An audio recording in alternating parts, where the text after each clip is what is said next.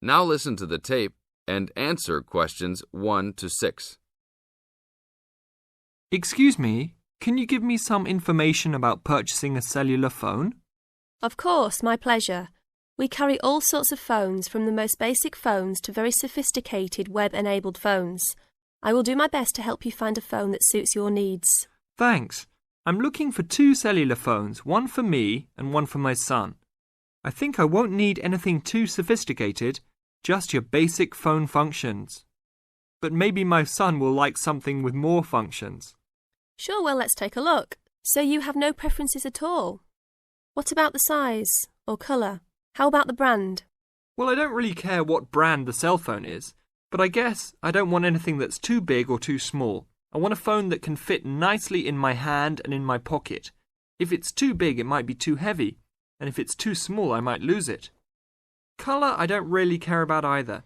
Well, I don't want a pink phone. Ah, okay, so let's look for something suitable for a working person.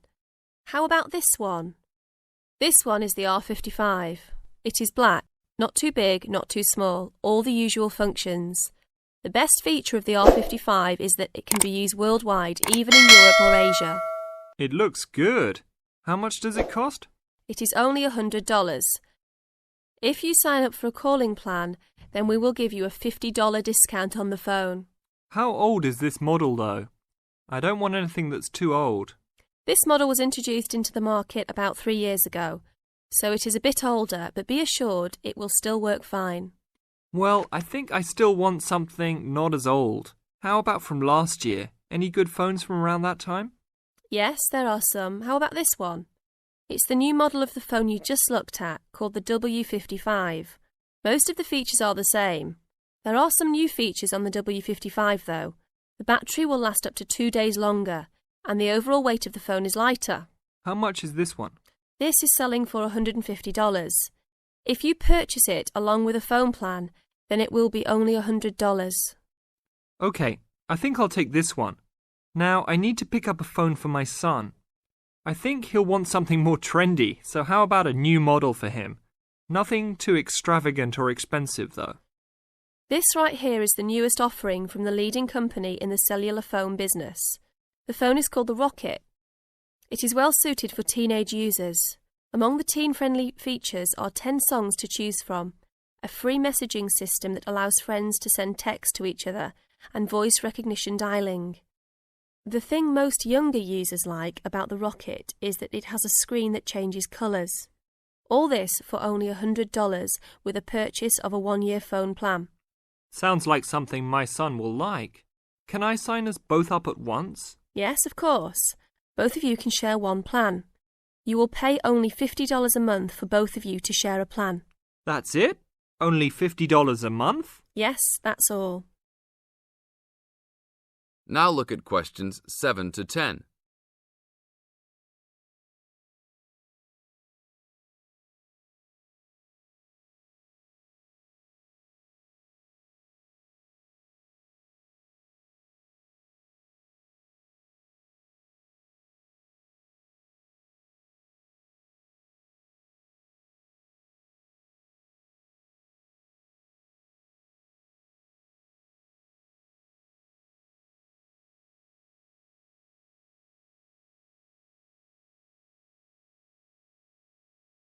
Now listen to the tape and answer questions 7 to 10. Okay, I will need your information. Name and address, please. Richard Derek Jones. What's your profession? I'm an engineer. Address, please. 322 First Street, San Francisco, California. And phone number, please. 621-360-7601. Oh, sorry, that's the wrong number. 621-360-7610. How many phones do you want activated onto your plan? 2 for now. Thank you very much. Your phones will be ready in a minute. That is the end of part 1. You now have half a minute to check your answers.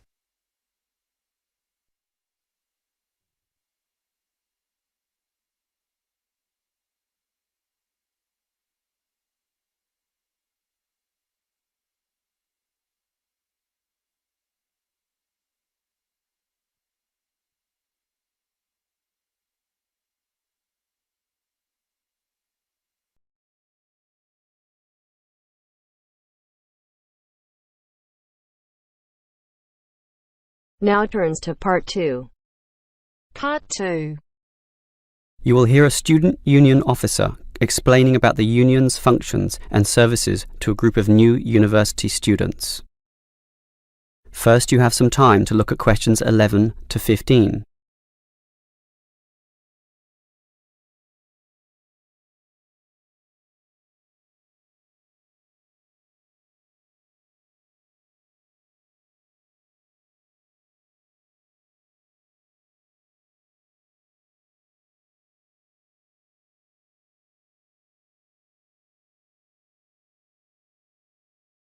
Now listen carefully and answer questions 11 to 15. Hello everyone. Now, here you all are, new university students. And the first question you probably have is, what is a student union? Another question is, do I have to join? Well, regarding this second question, let me say that membership used to be compulsory in the past, but that did cause some controversy, particularly from students who wanted to remain free and unaffiliated, and this university responded. So, joining up is no longer compulsory. It's totally up to you, although I'll admit there is a fairly strong obligation to join, since all students benefit from the large variety of services that we offer. We do understand, however, that many might be unwilling to join because of a supposed political slant to the union. Traditionally, student unions have been seen as being dominated by the left, and I suppose that's still true to a large extent. Here, however, at this university, our union discourages such one-sided viewpoints, and students across the whole political spectrum are welcome. Thus, if you feel that you are a conservative type, in other words, leaning to the right, you are particularly urged to join to provide a more balanced representation. Now, let me move back to the first question. What are we?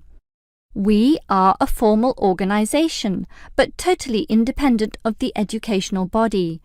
We make our own rules, rent our own premises, and organise ourselves as we wish, and our mission is basically to help you.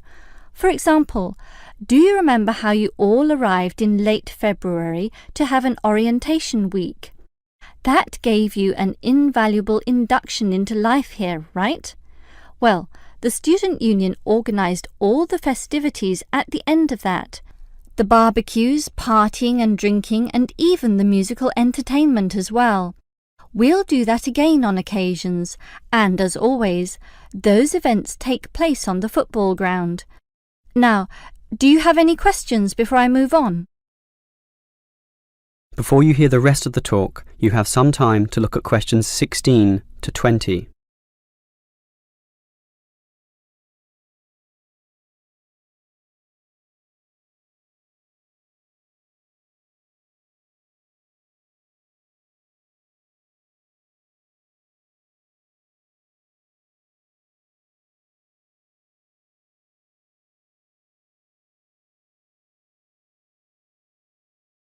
Now listen and answer questions 16 to 20.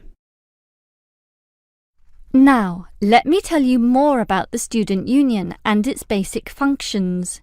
In general, there are three: social, organisational, and representational.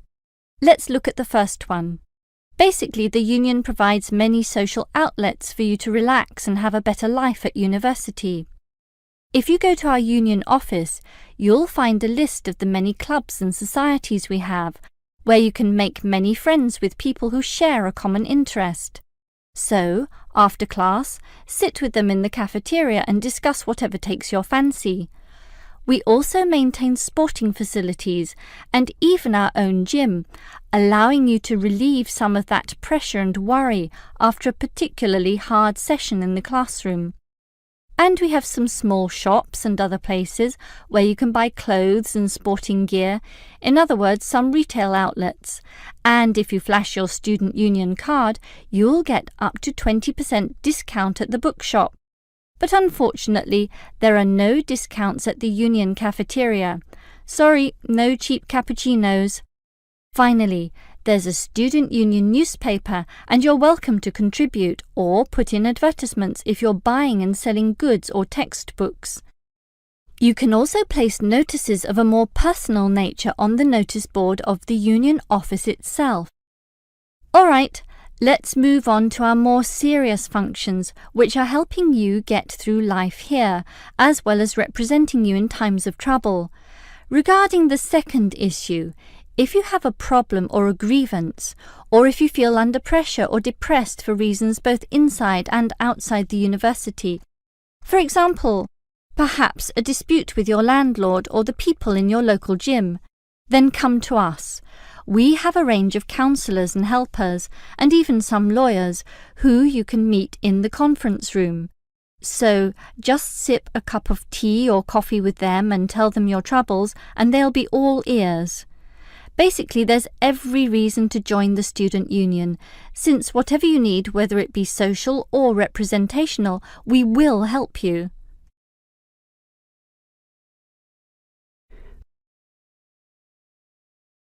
That is the end of part 2. You now have half a minute to check your answers.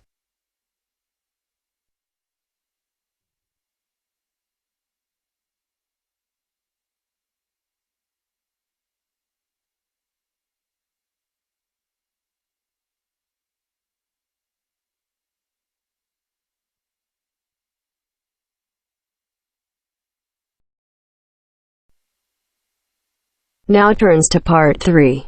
Part 3. You'll hear an introduction about canoeing. First, you have some time to look at questions 21 to 24.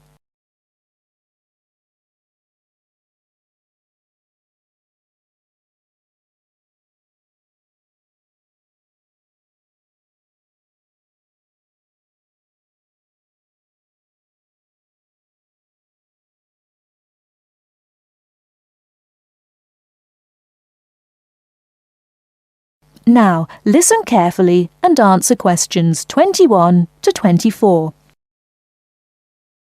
Have you imagined paddling around on a river in a small boat? Canoes, which are narrow boats and usually hold 1 or 2 people at the most, are particularly well known for being unstable and turning over in the water. But more and more people enjoy this dangerous sport.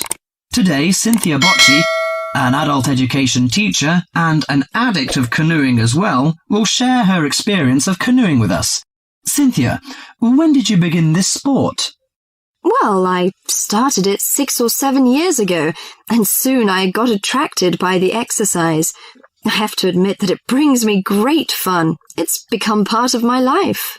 So, could you describe how you do it? At first, I think you need some like-minded friends. The friends who share the same interest with you. It's no fun at all if you canoe alone. Usually, we assemble in a parking shelter near the Island Lake Recreation Area. We pull our canoes from inside the vans, lift them from atop the cars and trucks, and attach wheels to help transport them to the shores of the lake beside the boat dock. What equipment do you need for the sport? Well, first and foremost, a canoe, of course. The price ranges from £300 to £700, depending on the material they're made from. The more you can pay, the better, really. Personally, I wouldn't look at anything under £500, but that obviously depends on your budget. You also need a hard helmet to protect yourself against rocks when you fall out of the canoe, and believe me, that is very likely to happen. Because of this, it's a must for a beginner to wear a wetsuit. Oh, bathing suits don't work really. Sometimes a life jacket is a necessity in case you fall into water and no one else is nearby. Before you hear the rest of the talk, you have some time to look at questions 25 to 30.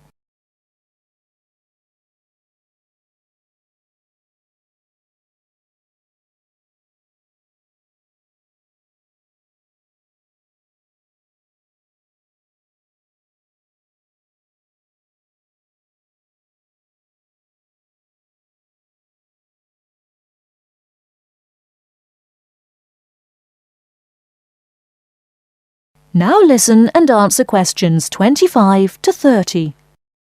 Think it's all worth it? Absolutely. I just love it.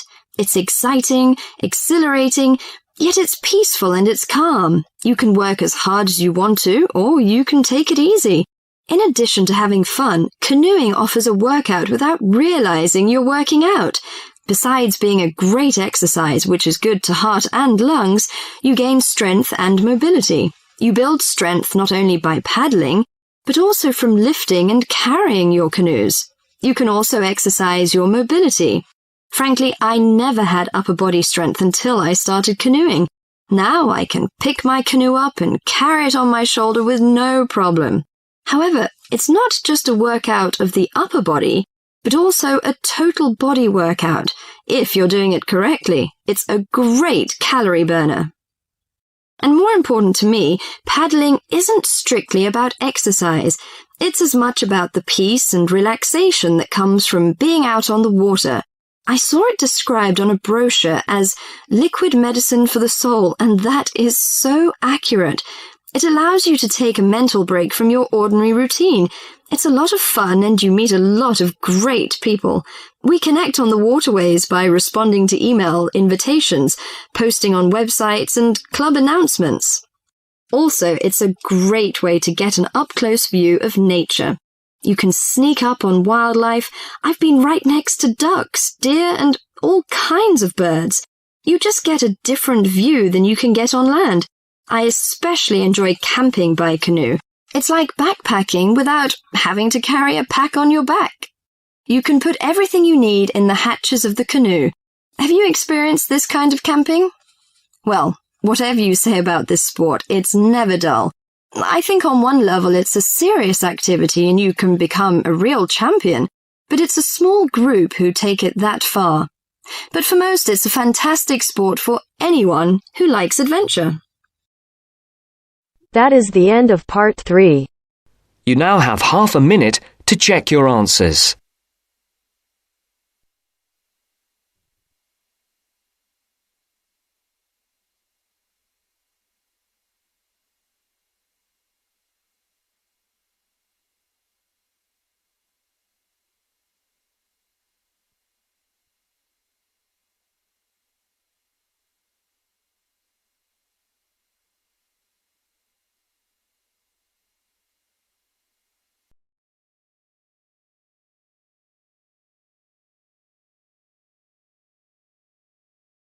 Now turns to part 4. Part 4. You are going to hear a talk on 2 famous American presidents. As you listen, fill the missing information in the notes below. First, you have some time to look at questions 31 to 40.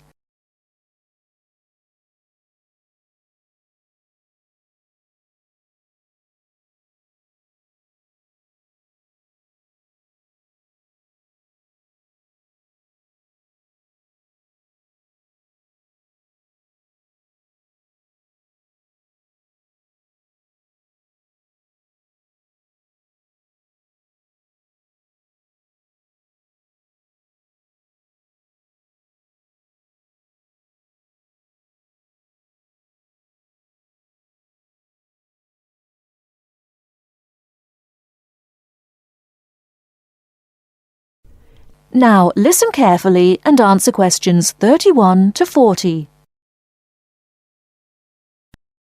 John F. Kennedy and Abraham Lincoln lived in different times and had very different family and educational backgrounds.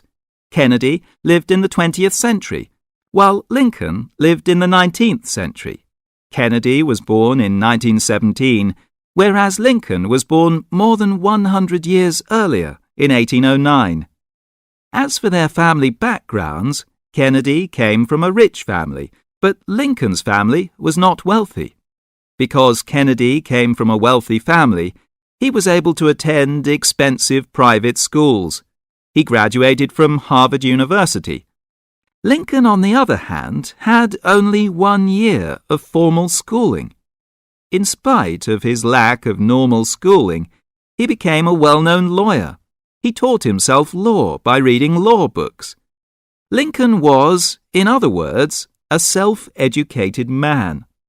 In spite of these differences in Kennedy and Lincoln's backgrounds, some interesting similarities between the two men are evident. In fact, many books have been written about the strange coincidences in the lives of these two men. For example, take their political careers. Lincoln began his political career as a US congressman. Similarly, Kennedy also began his political career as a congressman. Lincoln was elected to the US House of Representatives in 1847. Kennedy was elected to the House in 1947. They went to the Congress just 100 years apart. Another interesting coincidence is that each man was elected President of the United States in a year ending with the number 60. Lincoln was elected President in 1860, and Kennedy was elected in 1960. Furthermore, both men were president during years of civil unrest in the country. Lincoln was president during the American Civil War. During Kennedy's term of office, civil unrest took the form of civil rights demonstrations. Another striking similarity between the two men was that, as you probably know, neither lived to complete his term in office. Lincoln and Kennedy were both assassinated while in office. Kennedy was assassinated in Dallas, Texas, after only 1,000 days in office. Lincoln was assassinated in 1865, a few days after the end of the American Civil War. It's rather curious to note that both presidents were shot while they were sitting next to their wives. These are only a few examples of the uncanny and unusual similarities between the destinies of these two American men, who had a tremendous impact on the social and political life of the United States and the imagination of the American people.